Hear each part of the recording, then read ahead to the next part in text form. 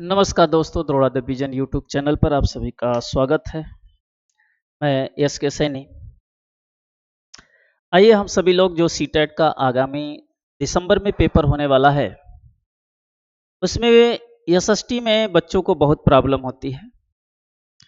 कई कमेंट आया कि सर जो है ना, हमें एसएसटी में प्रॉब्लम होती है, जो सेकंड पेपर में हम लोग फेल हो रहे हैं एसएसटी के कारण हो रहे हैं। तो एसएसटी सीरीज जो है आपके सामने यहाँ पे उपस्थित हूँ। आज जो हमारा टॉपिक है वो है एसएसटी हिस्ट्री में किस तरह से क्वेश्चन आपके पूछे जाएंगे, इस पे हम चर्चा करेंगे। आइए, सीटेट आपको 9 बजे डेली शाम को मिलेगा क्लास, और इसके बाद देखते हैं हम लोग question number first. Question number first देखिए यहाँ पे यहाँ इंग्लिश में हिंदी है। निम्न लिखित में कथन ए और कथन आर पर विचार करें और सही विकल्प का चयन करें। तो स्टेटमेंट दिया हुआ है ए और आर, उस पर आपको विचार करना है। आखेटक और खाद्य संग्राहक, ये हड़प्पा सभ्यता के समय थी। यह आखेटक और खाद्य संग्राहक, ये दोनों हड़प्पा के समय था, हड़प्पा काल में थे। लोग एक जगह से दूसरी जगह पर घूमते रहने थे। ठीक है। कहता है ए में आखेटक माने शिकारी, जो आखेटक करते थे, जंगलों में जा करके जानवरों को मारते थे, खाते थे। संग्राहक माने कलेक्ट करना, इकट्ठा करना। ये एक जगह से दूसरी जगह घूमते रहते थे। इसका रीजन बता रहा है, कारण है किसी इलाके में पौधों और जानवरों जैसे संसाधनों का खत्म होना संभव है। सही विकल्प के रूप में आपको चयन करना है। यहां पर ए और सही है, उसकी व्याख्या करता है। ए सही, आर है लेकिन व्याख्या नहीं करता। ए सही है लेकिन आर गलत है। ए और आर दोनों गलत है। देखो, हड़प्पन सिविलाइजेशन में क्या हुआ कि लोग जो है इनिशियल फेज में आखेटक थे। वो जंगलों में, नदियों के किनारे रहते थे, जंगलों में जो है जानवरों को मार के खाते थे। स्टोन एरा, पत्थरों से बड़े बड़े औजार बने होते थे। फिर बाद के एरा में क्या हो गए, वो एक जगह सेटलमेंट हो गए और फिर जो है अपना खेती करने लगे। तो वो समय बता रहा है जब आखेटक और खाद्य संग्राहक के रूप में है। अच्छा, क्यों ये एक जगह से दूसरी जगह परिवर्तित होते रहते थे, इसका रीजन क्या है? अगर लोग एक जगह रहेंगे तो वहां के जो प्राकृतिक संसाधन है वो क्या होगा, खत्म हो जाएगा। खत्म हो जाएगा तो क्या खाएंगे, कैसे रहेंगे? इस कारण से क्या करते थे, वो अपना सेटलमेंट एक स्थान से दूसरे स्थान तो चेंज करते रहते हैं। यही कारण है कि वो अपना जो है स्थान एक जगह से दूसरी जगह चेंज कर रहे थे, क्योंकि पौधे अगर जानवर खत्म हो गए, संसाधन खत्म हो गए, तब वो क्या करेंगे? इसके कारण चूंकि यह है, इसलिए ऑप्शन ए सही है। उसका व्याख्या भी करेगा, दोनों सही भी हैं और उसका व्याख्या भी करेगा। इसके बारे में हम लोग कुछ फैक्ट भी देखते हैं। यहां पे है, आखेटक और खाद्य संग्राहक लोग जगह से जगह, एक जगह से दूसरी जगह, एक जगह से दूसरी जगह घूमते रहते थे, क्योंकि किसी इलाके में पौधे और जानवर जैसे संसाधनों का खत्म होना संभव है। यह दोनों कथन सही है, आर ए की व्याख्या भी करता है। आखेटक एवं खाद्य संग्राहक समुदाय के एक जगह से दूसरी जगह पर घूमते रहने के कई कारण थे। पहला कारण क्या है? अगर वे एक ही जगह पर ज्यादा दिनों तक रहते तो आसपास के पौधे और फल और जानवरों के खाकर समाप्त कर देते थे। इसीलिए भोजन की तलाश में इन्हें दूसरी जगहों पर जाना पड़ता था।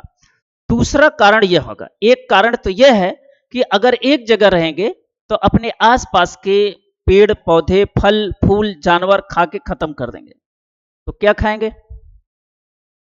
इस कारण से वह एक स्थान से दूसरे स्थान तक जाते रहते थे। दूसरा कारण देखो यह है कि जानवर अपने शिकार, चारा आदि के लिए एक जगह से दूसरी जगह जाया करते थे।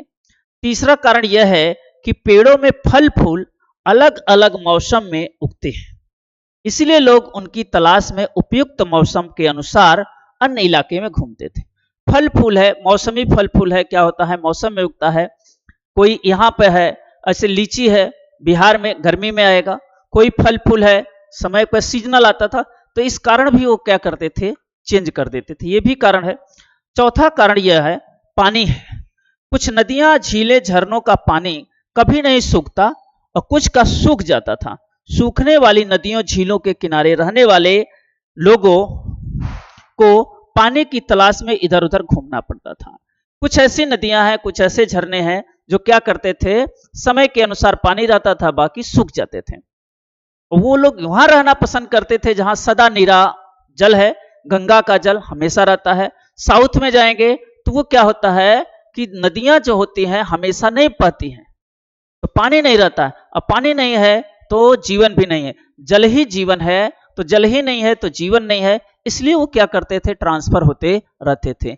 एक जगह से दूसरी जगह होने के ये 4 कारण है जो आपसे सवाल के रूप में पूछे जा सकते हैं। तो हम लोगों ने उसका एक्सप्लेनेशन भी देखा। दूसरा क्वेश्चन,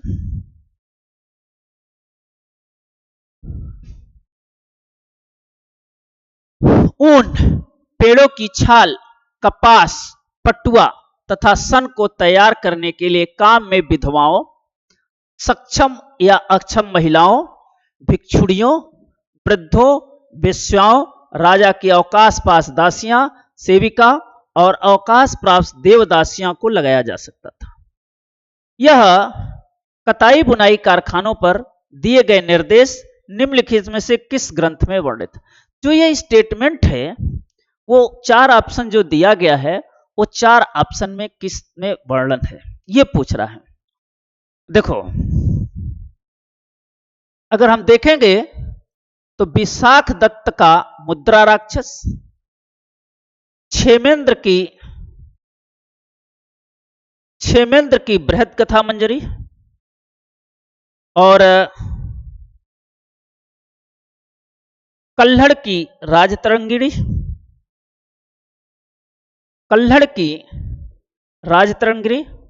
और ये अर्थशास्त्र जो है कौटिल्य का अर्थशास्त्र,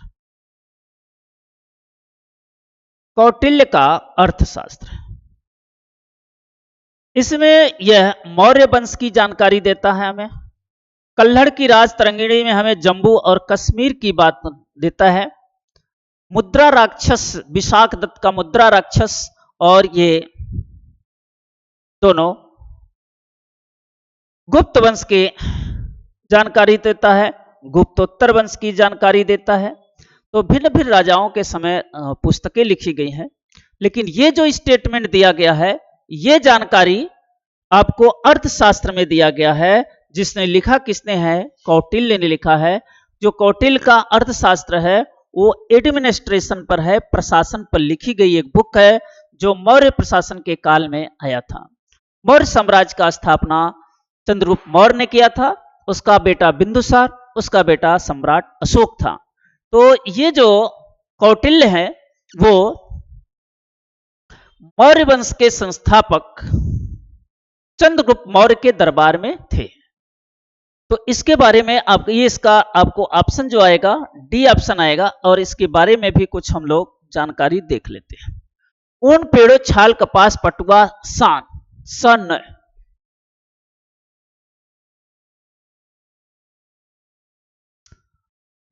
तैयार, ठीक है। ऊन, पेड़, छाल, कपास, पटुआ और सन को तैयार करने में काम में विधवाओं, अक्षम महिलाओं, भिक्षुणियों, वेश्याओं, राजाओं, अवकाश पास दासियों, सेवकाओं, अवकाश देवदासियों को लगाया जा सकता है। यह कताई बुनाई कारखानों में दिए गए निर्देश अर्थशास्त्र के ग्रंथ में वर्णित है। अर्थशास्त्र राजा के कौशल, आर्थिक नीति, सैन्य रणनीति पर एक प्राचीन भारतीय संस्कृत ग्रंथ है। कौटिल्य, जिन्हें विष्णुगुप्त, चाणक्य के रूप में भी जाना जाता है, को अर्थशास्त्र के लेखक के रूप में जानते हैं। विशाख दत्त का मुद्रा राक्षस, विशाख दत्त ने क्या लिखा है? मुद्रा राक्षस लिखा है। कल्हड़ ने राजतरंगिणी लिखी है। चाणक्य ने अर्थशास्त्र लिखा है। पाणिनि ने अष्टाध्यायी लिखा है। कालिदास ने कुमार संभवम लिखा है। यह लेखक हैं, ये भी लेखक हैं, ये लेखक हैं, कल्हड़ लेखक हैं और विशाख दत्त लेखक है। ये लेखक है, ये इनकी बुक है, ये भी बुक है, ये भी बुक है, ये लेखक है, ये बुक है और ये भी बुक है। तो आपको इतने फैक्ट मिल गए जिससे ढेर सारे क्वेश्चन आप कर सकते हैं, या आगामी आने वाले क्वेश्चन में आपको इसी से फंसेगा। आपको कुछ बाहर से पढ़ने की जरूरत नहीं पड़ेगी। जितना आपको पढ़ाया जा रहा है अगर उतना भी पढ़ लेंगे तो आपको गारंटी के साथ कह रहे हैं, गारंटी है कि आप सीटेट पास हो जाएंगे। सीटेट पास होने की गारंटी है कि जो क्वेश्चन जिस लेवल का कराया जा रहा है अगर आप इसको करेंगे तो निश्चित ही आप सक्सेस हो जाएंगे। अगला देखें, निम्नलिखित कथनों पर विचार करें और सही विकल्प का चयन करें। 7वीं शताब्दी के शासकों ने बड़े मंदिर को निर्माण करवाकर भी अपनी सत्ता और संसाधनों का प्रदर्शन करने का प्रयास किया करते थे। ठीक है। 10वीं और 11वीं शताब्दी के दौरान शासक एक दूसरे राजाओं पर आक्रमण करते थे और मंदिरों का अपना निशाना बनाते थे। जाना ठीक है। अब कह रहा है कथन एक गलत है परंतु दूसरा सही है। 1 और 2 दिया है, एक गलत है 2 सही है। इसमें कह रहा है कथन 1 और 2 दोनों सही है परंतु पहले और दूसरी की सही व्याख्या नहीं करता है। कह रहा है कथन ए सही है परंतु दूसरा गलत है। कथन 1 और 2 दोनों सही है और उसकी व्याख्या भी करता है। जो 7वीं शताब्दी में थे शासकों ने बड़े बड़े मंदिरों का निर्माण करवाकर भी अपनी सत्ता का संसाधन का प्रदर्शन करने का प्रयास किया, सही बात है। 10वीं और 11वीं शताब्दी में जब गए शासन एक दूसरे राज्यों पर आक्रमण भी करते थे और मंदिरों को अपना निशाना बनाते थे, ये और जाना पड़ता था। ठीक है ना। तो ये बात तो और 11वीं सदी में 10वीं और 11वीं सदी के दौरान शासक आक्रमण भी करते थे और उस पे इसका दोनों सही है उसका व्याख्या भी करेगा। इसका दोनों सही है, इसका दोनों सही है। ठीक है। इसके बारे में देखें, यहां पे आपको स्पष्ट हो जाएगा। 7वीं शताब्दी के शासकों ने बड़े मंदिरों का निर्माण करवाकर अपनी सत्ता और संसाधन का प्रदर्शन करने का प्रयास किया, सही है। 10वीं और 11वीं शताब्दी के दौरान शासक एक दूसरे के राज्यों पर आक्रमण करते थे और वे मंदिरों को निशाना बनाते थे, दोनों कथन सही है। कथन ए और कथन 2 सही की व्याख्या भी है। 7वीं शताब्दी में बड़े जमींदार और प्रमुखों ने धन शक्ति प्राप्त की और खुद को महासामंत घोषित किया। 7वीं शताब्दी के बाद कई नए राजवंशों का उदय हुआ तथा 11वीं शताब्दी की शुरुआत में भारत में राजनीतिक स्थिति बहुत अस्थिर थी। उस समय भारत के कई छोटे राज्यों में विभाजित था और विभिन्न शासकों ने भी सत्ता के लिए हमेशा युद्ध होता था। 11वीं और 12वीं शताब्दी में जब देखेंगे गुप्तोत्तर काल आएगा तो गुप्तोत्तर काल में क्या होगा कि छोटे छोटे राज्यों में बटे हुए थे और छोटे छोटे जब राज्यों में बटे हुए थे तो एक दूसरे पर आक्रमण करते थे। और जैसे आपके घर में अगर कला है, पट नहीं रहा है, तो उसका क्या फायदा दूसरा कोई उठा लेता था। ऐसे ही 11वीं और 12वीं शताब्दी में क्या होता था कि जब छोटे छोटे राज्य बने हुए थे, राजवंश थे, आपस में ही लड़ते थे, तो इसका फायदा जो है आपको मोहम्मद गोरी और महमूद गजनवी उठाएगा। उसका फायदा मोहम्मद गोरी और महमूद गजनवी उठा करके भारत पर आक्रमण करेगा और सोमनाथ के मंदिर तक लूटेगा। तो दोनों बात सही है और उसकी व्याख्या भी कर रहा है। तो इस तरह से इसका अगला देखेंगे। ऊंची भीतरी छत प्रतिच्छेदित मेहराबों वाली वास्तुकला की यह शैली के बीच समानता है। वृंदावन का गोविंद देव मंदिर और फतेहपुर सीकरी, फतेहपुर सीकरी जो है किसने बसाया था? अकबर ने बसाया हुआ है, और वो अपनी राजधानी भी फतेहपुर सीकरी बनाया था। और फतेहपुर सीकरी कहां है? आगरा में है। और वृंदावन गोविंद मंदिर जो आप जानते हैं मथुरा में, मथुरा वृंदावन, तो मथुरा वृंदावन वो यहां पे है। बांग्ला गुंबद मंदिर और जोधाबाई का महल। विजयनगर कहां है? कर्नाटक में है। विजयनगर साम्राज्य, इसको हरिहर और बुक्का ने स्थापित किया था, दो ब्राह्मणों ने स्थापित किया था। जब अलाउद्दीन खिलजी इन्हें पकड़ ले गया तो इन्होंने साउथ में जाकर के विजयनगर साम्राज्य की स्थापना किया था। और शाहजहानाबाद, कुतुब मीनार दिल्ली में है, और राजराजेश्वर मंदिर कहां है? यह तमिलनाडु में है। तो यहां पे जो ऊंची भीतरी छत प्रतिच्छेद मेहराब जो दिखाई पड़ रहे हैं, मेहराब और सहतीरी तरी मुसलमानों की लेन यहां पे देन है। इसमें जो ये काम करेगा वो अकबर करेगा। अकबर के वृंदावन का गोविंद देव मंदिर और फतेहपुर सीकरी, ये दोनों ए ऑप्शन है जो इसको सेटिस्फाई करते हैं, बाकी नहीं करेंगे। इसके बाद हम लोग इसमें से कुछ फेंक देते हैं। ऊंची भीतरी छत के प्रतिच्छेदित मेहराबों वाली वास्तुकला की यह शैली वृंदावन का गोविंद देव मंदिर और फतेहपुर सीकरी के महलों के बीच समानता है। वृंदावन गोविंद देव मंदिर का निर्माण 1590 ईस्वी में आमेर के राजा मान सिंह ने करवाया और फतेहपुर सीकरी की स्थापना अकबर ने की थी। यह उत्तर प्रदेश के आगरा जिले में स्थित है। राजराजेश्वर मंदिर केरल ने, यह तमिलनाडु में स्थित है। बनवाया किसने है? चोल वंश के शासक राजराज प्रथम ने बनवाया था, स्थित है। और कुतुब मीनार दिल्ली में स्थित है। कुतुब मीनार को बनवाने की शुरुआत कुतुबुद्दीन ऐबक ने किया था और इसको पूरा किया था उसका ये दामाद था इल्तुतमिश ने किया था। तो इससे रिलेटेड आपको कुछ फैक्ट मिले कि कब इसकी स्थापना हुई, कब बनाया गया, किसने बनवाया, ठीक है। और गोविंद देव मंदिर का निर्माण किसने करवाया? आमेर के राजा मान सिंह ने करवाया था। और मंदिर का, वृंदावन मंदिर का निर्माण फतेहपुर सीकरी किसने बताया था? अकबर ने।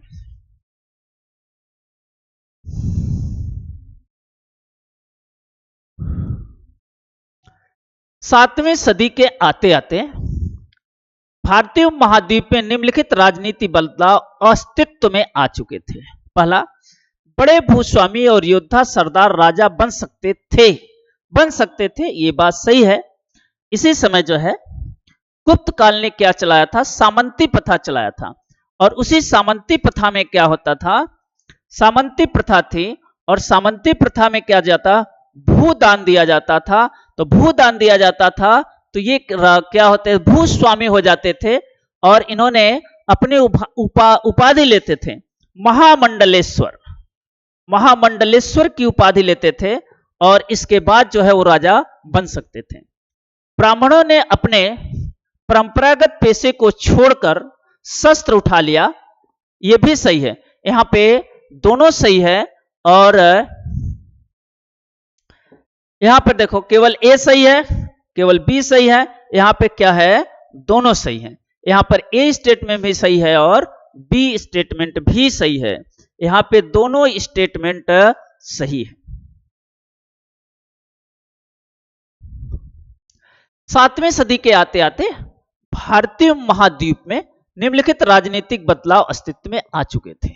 बड़े भूस्वामी योद्धा सरकार राजा बन सकते थे और ब्राह्मणों ने अपना परंपरागत पेशे को छोड़कर शस्त्र उठा लिया। कई शासकों ने प्रशस्तियों में अपने उपलब्धियों का बखान किया। 7वीं शताब्दी के बाद कई राजवंशों का उदय हुआ। अधिक सत्ता और संपदा हासिल करने पर सामंत अपने आप को महासामंत, महामंडलेश्वर, पूरे मंडल का महान स्वामी घोषित कर देते थे और राजा बन जाते थे। जब राजा कमजोर पड़ता था तो ये जो भूस्वामी थे जिन्होंने सामंत और महासामंत की उपाधि धारण की है वो क्या करते थे, राजा घोषित हो जाते। यही जाकर के 11वीं सदी में सब राजा होंगे जो आपस में लड़ेंगे, और आपस में लड़ेंगे तो क्या होगा, ये बाहरी आक्रमणकारी तुर्की आक्रमण यहां पर आएंगे।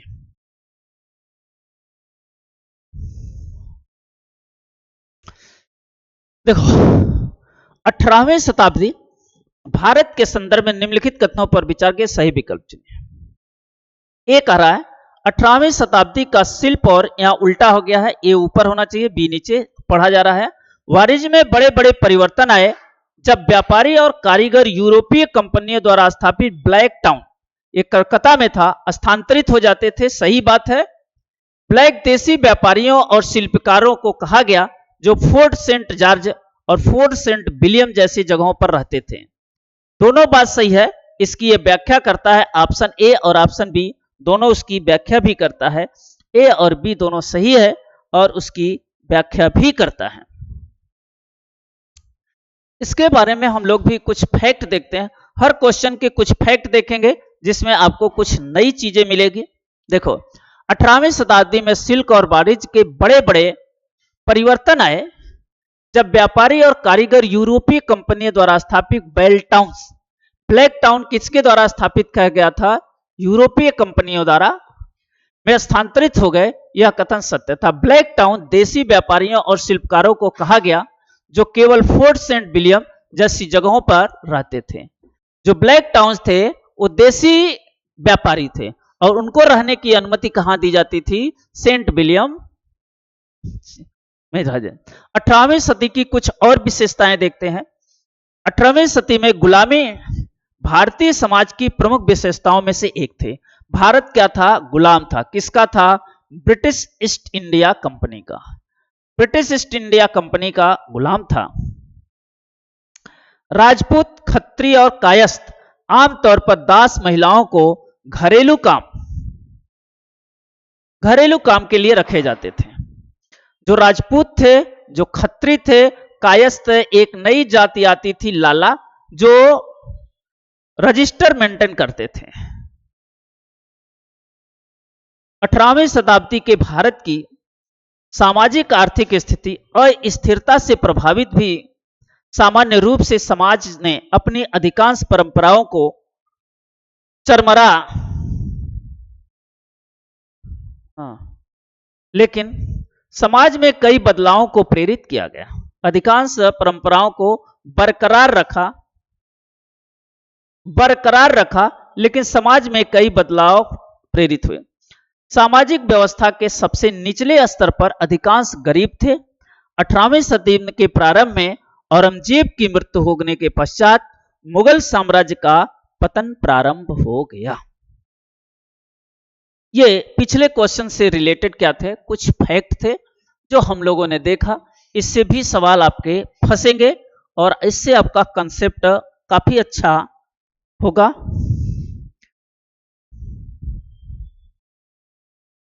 अगला क्वेश्चन देखते हैं।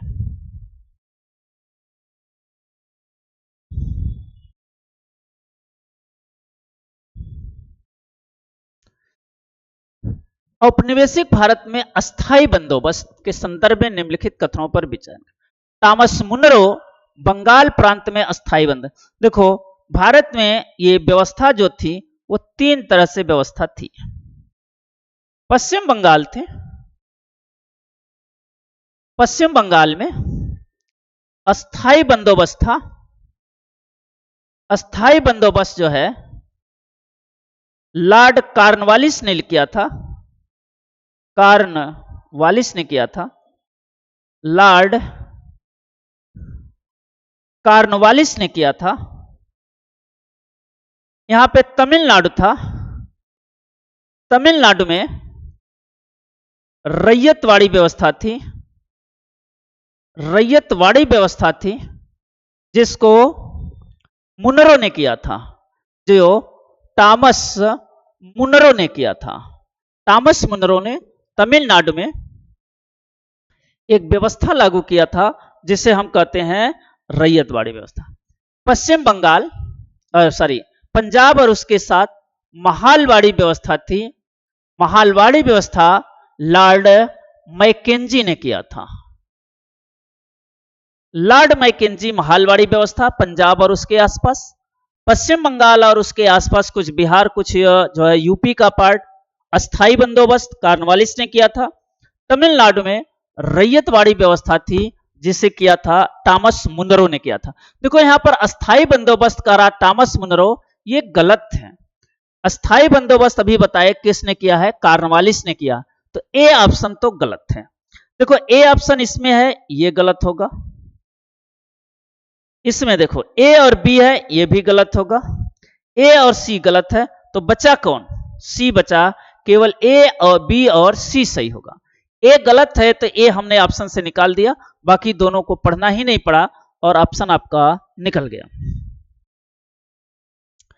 इसके बारे में भी कुछ हम लोग फैक्ट देखते हैं, क्योंकि बिना फैक्ट के आपको नॉलेज नहीं होगा, कंसेप्ट क्लियर नहीं होगा।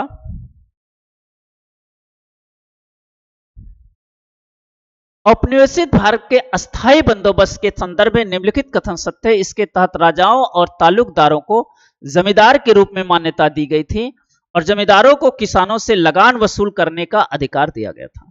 जमींदारी व्यवस्था में यही थी कि लगान वसूल करने का अधिकार जो दिया था जमींदार को दिया जाता था, एक व्यवस्था थी। ठीक है। ईस्ट इंडिया कंपनी ने अपने राज्य क्षेत्र में अस्थाई बंदोबस्त महालवाड़ी बंदोबस्त लागू किया था। इस बंदोबस्त को प्रत्यक्ष रूप से किसानों के लिए बनाया गया था, जिन्हें रैयत कहा जाता था। इस प्रकार इस बंदोबस्त को रैयतवाड़ी के नाम से जाना जाता था। इसे लॉर्ड कार्नवालिस द्वारा अस्थाई बंदोबस्त के अधिनियम 1783 के माध्यम से पेश किया जाता है।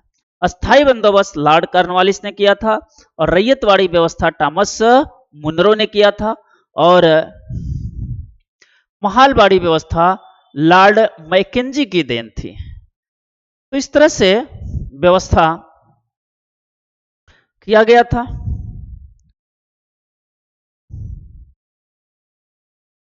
फिर यहां है विलियम एडम के संबंध में निम्न कथन पर विचार करें। विलियम एडम एक स्कॉटिश थे, स्कॉटलैंड के रहने वाले ये सही थे।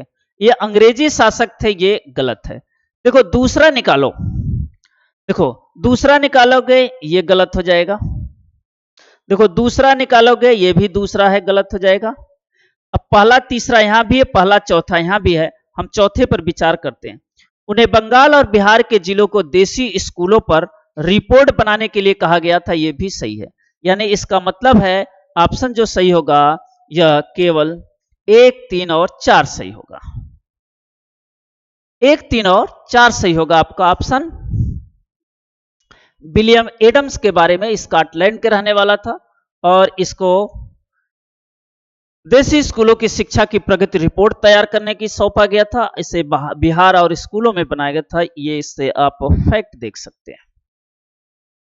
विलियम एडम एक स्कॉलिश प्रचारक थे। कंपनी ने इन्हें देसी स्कूलों की शिक्षा की प्रगति पर रिपोर्ट तैयार करने का जिम्मा सौंपा था और उन्होंने बंगाल और बिहार के जिलों का दौरा देसी स्कूलों पर रिपोर्ट बनाने के लिए किया। यह तीनों कथन एडम्स और एक शिक्षाविद, विद्वान एवं कर्तव्यनिष्ठ समाज सेवक थे। एडम का मानना था कि शिक्षा के द्वारा ही किसी के समाज का विकास किया जा सकता, आज भी है। वही समाज विकसित होगा जिसका शिक्षा विकसित हो। गरीब है, पढ़ेंगे, शिक्षित होंगे, नौकरी पाएंगे, आपकी गरीबी दूर हो जाएगी। गरीब पढ़ेंगे, समाज में बैठने का तौर तरीका मालूम होगा, बोलने का तरीका मालूम होगा। तो इस तरह से कहा। तत्कालीन गवर्नर लॉर्ड विलियम बेंटिंग ने एडम को बिहार बंगाल का शिक्षा की स्थिति का सर्वेक्षण करने का कार्य दिया। एडम ने अपनी पहली रिपोर्ट जुलाई 1835 में प्रस्तुत की। इस रिपोर्ट में उसने संपूर्ण बंगाल प्रांत में स्कूल संबंधी आंकड़े प्रस्तुत किए। इस तरह से इससे रिलेटेड आपको फैक्ट भी कुछ मिल गए।